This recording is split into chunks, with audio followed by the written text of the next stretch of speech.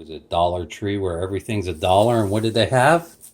Blu-rays for $1. Stop. You're pulling my chain. No, seriously. I got a Blu-ray disc for uno dinero and a free digital high def that I'll never ever use. I save them though, don't get me wrong. I put them in a pile.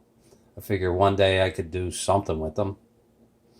But this is Jude Law and Don Hemingway. It's about my size. Hopefully he did a good job. And you're not. That's what I like about it. Probably the only reason I got it.